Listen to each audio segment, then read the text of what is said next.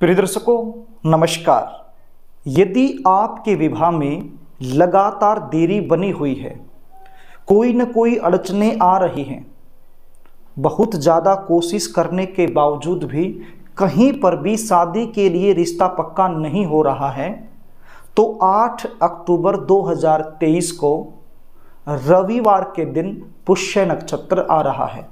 रविवार के दिन पुष्य नक्षत्र का आना रवि पुष्य योग बन जाता है। इस दिन चंद्रमा अपनी सौ राशि यानी कि कर्क राशि में गोचर करेंगे, तो एक ऐसे अद्भुत योग का निर्माण हो रहा है।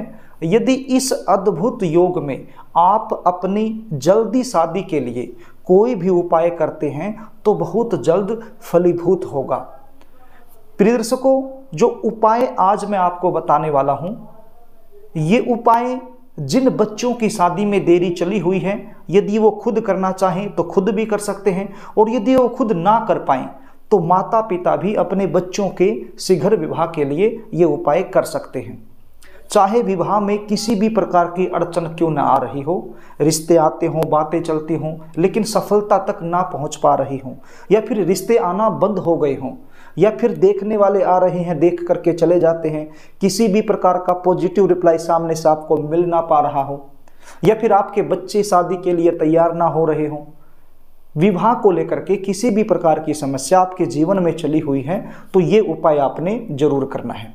उपाय बताऊं इससे पहले आपसे निवेदन करना चाहूँगा, यदि आप चैनल पर नए हैं और अभी तक आपने इस चैनल को सब्सक्राइब नहीं किया है, तो विवाह से रिलेटेड शास्त्र सम्मत सटीक जानकारी प्राप्त करने के लिए अभी इस चैनल को सब्सक्राइब कर लीजिए और बेल आइकन को भी प्रेस करके रखिए, ताकि हमारी आने वाली इसी प्रकार की नई वीडियो का नोटिफिकेशन तुरंत आपको मिल जाए और वो वीडियो आप आसानी से देख पाएँ।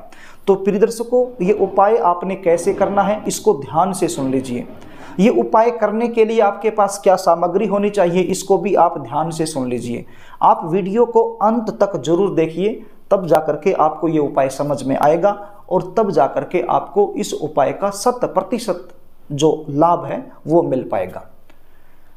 रविवार के दिन पुष्य नक्षत्र का आना अपने आप में एक दुर्लभ योग होता है।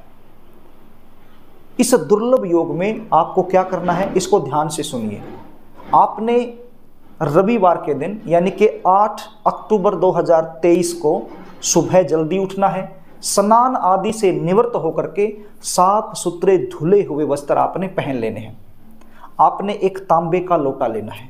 अब ये तांबे का लोटा बिल्कुल नया होना चाहिए। आप एक दिन पहले भी ये तांबे का लोटा बाजार से खरीद कर अपने घर में लाकर रख सकते हो। तो सुबह आपने उस तांबे के लोटे में जल भरना है और 1 से 2 लाल रंग के फूल उस पानी में डाल लेने हैं, जल में डाल लेने हैं, और सूर्य भगवान को ये अर्घ दे देना है। ओम श्री सूर्याय नमः, ओम श्री सूर्याय नमः, इस प्रकार से बोलते हुए सबसे पहले आपने सूर्य भगवान को जल देना है।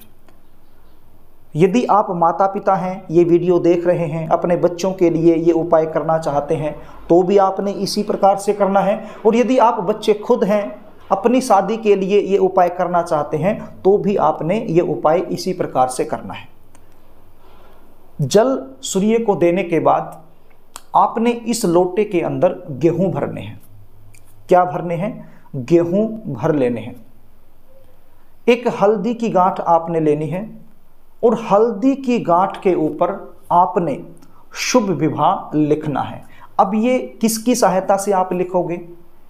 लाल रंग का कोई भी पेन आप ले लीजिए, स्केच पेन आप ले सकते हैं, तो उसकी सहायता से हल्दी पर आप लिख दीजिए शुभ विवाह। जो हल्दी की गांठ है वो बिल्कुल साफ सुथरी होनी चाहिए, फ्रेश होनी चाहिए, तो उस हल्दी की गांठ पर लिखिए शुभ विवाह, और वो भी आप इस लोटे में रख दीजिए जिसके अंदर आपने गेहूं भर लिए हैं।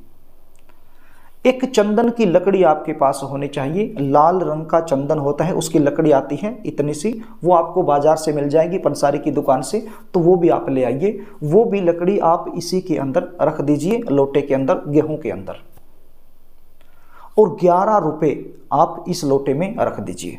ये सारी चीजें इसके अंदर रख दीजिए और एक लाल रंग का रुमाल आप ले लीजिए और वो लाल रंग का रुमाल इस लोटे के मुख पर आप बांध दीजिए। कलावे की सहायता से भी आप बांध सकते हैं। कलावा आप समझते हैं, रक्षा सूत्र जो हाथ को बांधा जाता है, तो उसकी सहायता से भी आप इसको बांध सकते हैं। लाल रंग का रुमाल से लोटे का जो मुख है वो ढक दीजिए और कलावे से उसको बांध दीजिए। अब ये लोटा लेकर के आप अपने घर के पूजा मंदिर में चले जाइए और एक शुद्ध देसी का घी का दीपक जला लीजिए। शुद्ध देसी घी का दीपक जला करके इस लोटे को पूजा मंदिर में आप एक बार रख दीजिए और हाथ जोड़ करके सबसे पहले गणपति जी महाराज का ध्यान कीजिए। उसके बाद आपके कुल के जितने भी पितृ देवता हैं उनका आप ध्यान कर लीजिए और आपके जो कुल के देवी देवता हैं जिन पर भी आपका बहुत ज़्यादा विश्वास है उनका ध्यान कीजिए। सूर्य नारायण भगवान का ध्यान कीजिए और अपनी मनोकामना का मन ही मन में चिंतन कीजिए। जल्दी शादी के लिए प्रार्थना कीजिए। प्रार्थना करने के बाद आपने ये लोटा उठाना है और शिव मंदिर में चले जाना है। शिव मंदिर में कोई भी पुजारी आपको वहां मिले, उस पुजारी को, उस पंडित जी को ये लोटा आप दे दीजिए। यदि पुजारी को, पंडित जी को ये लोटा देना संभव नहीं है तो फिर आप शिवलिंग के पास इस लोटे को रख दीजिए। कहाँ रखना है? शिवलिंग के पास इस लोटे को आप रख दीजिए अपनी मनोकामना बोलते हुए। अब ये उपाय आपने सुबह के समय ही करना है। सुबह का मतलब 7, 8, 9, 10 बजे तक आप ये उपाय कर दीजिए, क्योंकि रविवार का दिन है और रविवार का कोई भी उपाय, सूर्य भगवान के निमित्त कोई भी उपाय जो होता है वो सुबह के समय ही किया जाता है। तो सुबह के समय ही आपने ये उपाय करना है। रवि पुष्य योग एक अद्भुत योग बन रहा है। इस अद्भुत योग में ऐसी ताकत होती है जो आपके विवाह में आ रही बड़े से बड़ी अड़चन को दूर कर सकता है। तो ये लोटा अपनी मनोकामना बोलते हुए शिवलिंग के पास रख के आप चले आइए। बस एक ही बार का उपाय है, छोटा सा उपाय है, सरल उपाय है, लेकिन बड़ा प्रभावशाली उपाय है। ये उपाय आपने जरूर करना है। चाहे आप बच्चे हो तब भी ये उपाय करना है, चाहे आप माता पिता हो तब भी ये उपाय आपने करना है। विधि विधान तरीका यही रहेगा।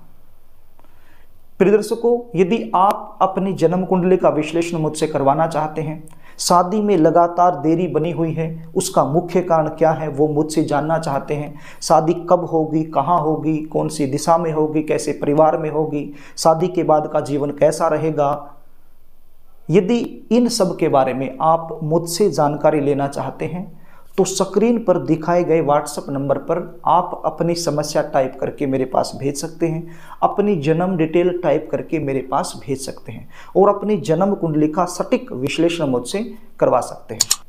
प्रिय दर्शकों, यदि कार्यक्रम आपको अच्छा लगे तो इस वीडियो को लाइक कर देना, शेयर कर देना। यदि आप मुझसे लगातार जुड़े रहना चाहते हैं तो चैनल को सब्सक्राइब अवश्य कर लेना। आज के लिए बस इतना ही, आगे फिर मिलेंगे, तब तक के लिए नमस्कार।